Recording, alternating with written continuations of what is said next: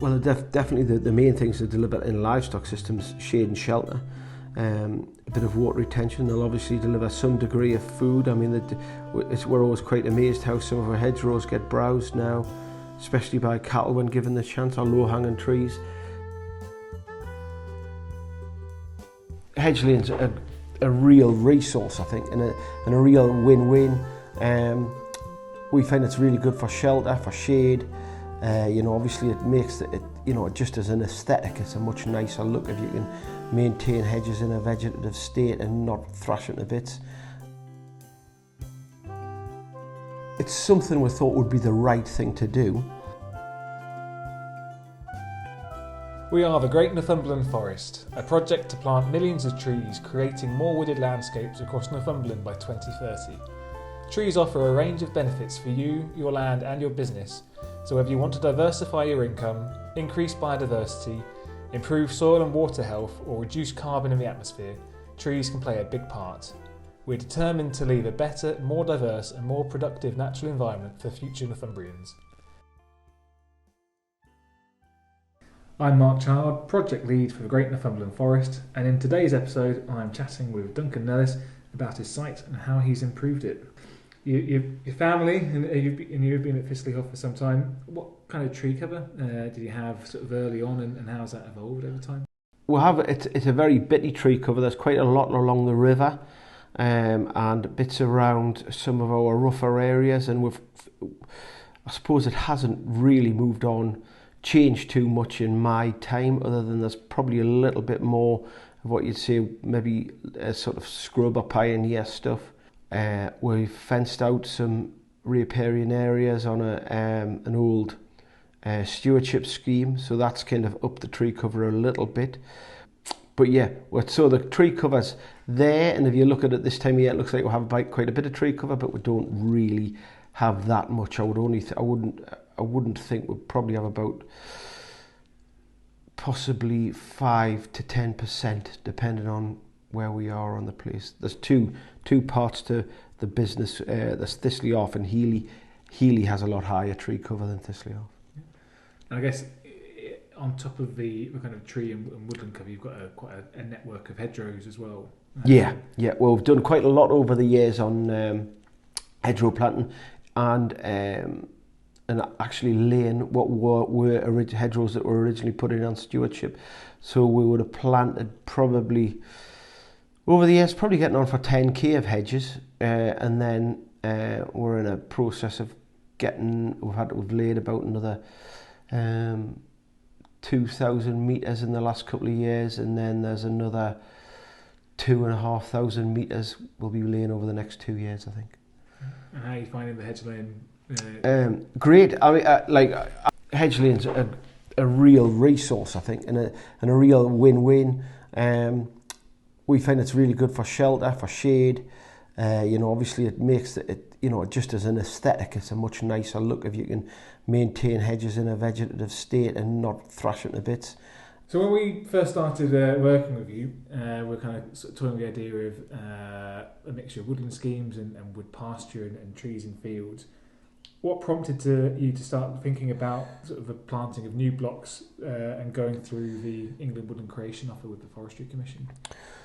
It's something we thought would be the right thing to do on the place. We do have land areas that, possibly aren't that easily managed to farm. So it would create shelter and shade. We're very aware of how that sort of is a great result for livestock farming, especially of increased tree cover.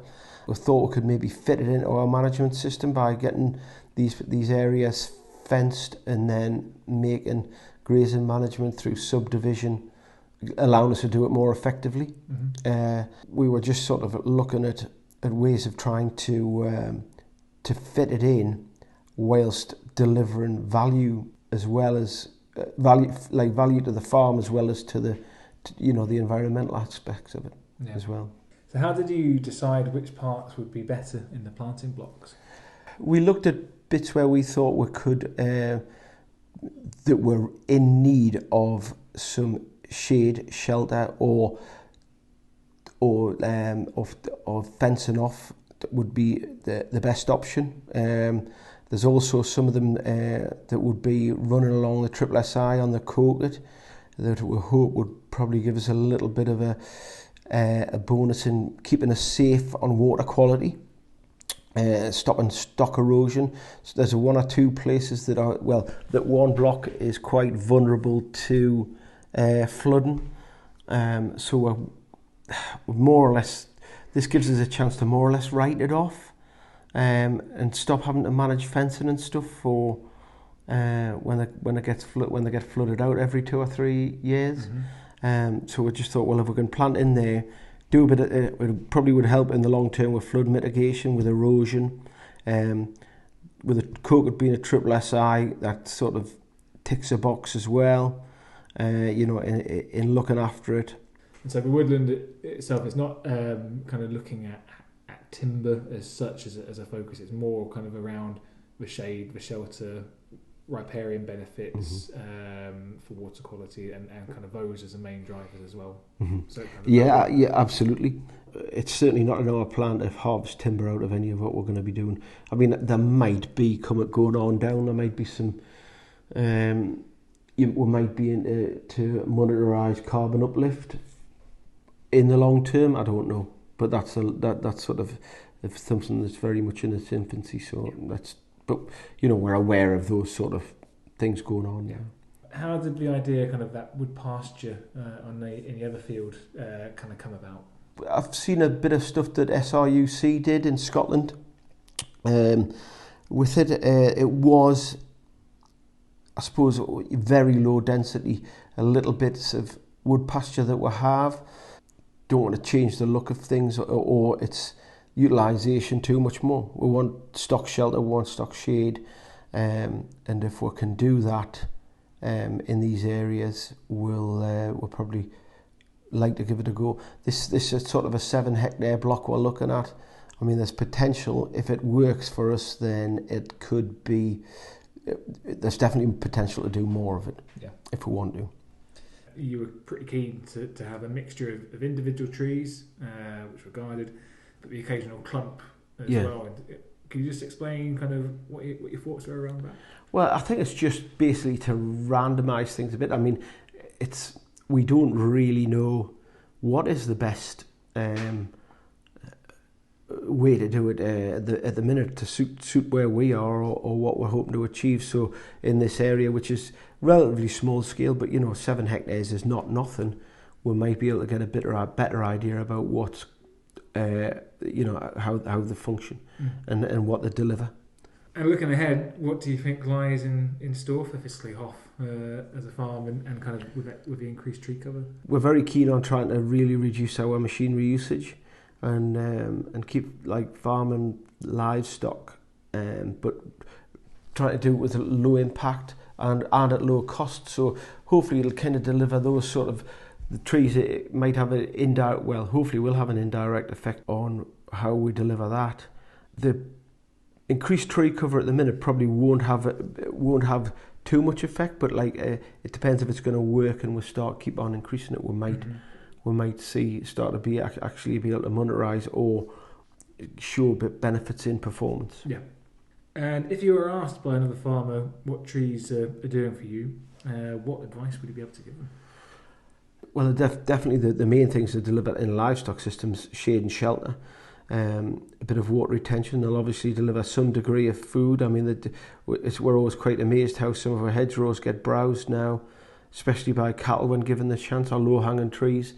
That might be a part of it, but I would say that shade and shelter will be the main one, and plus hopefully adding the infrastructure to protect wooded areas will give us a chance to manage these places better. And if we're financed for those areas as well, if there's maintenance and payments for woodland, that's another income stream. Yeah, I mean, I remember sort of looking at one bit with you, and sort of the main driver was having a fence to stop stock from going down into the gully. Yeah, and kind of trees meant that you got the fence and the capital fee fence, as well as then that bit of land which you'd kind of taken out of farming, but still having that generating an annual income through Yeah. maintenance and actually helping you work that parcel. Yeah, exactly. And that parcel was delivering nothing agriculturally. It's just that the fencing of it off didn't deliver enough. If we were just to pay to fence it off, it didn't deliver enough for us to do it.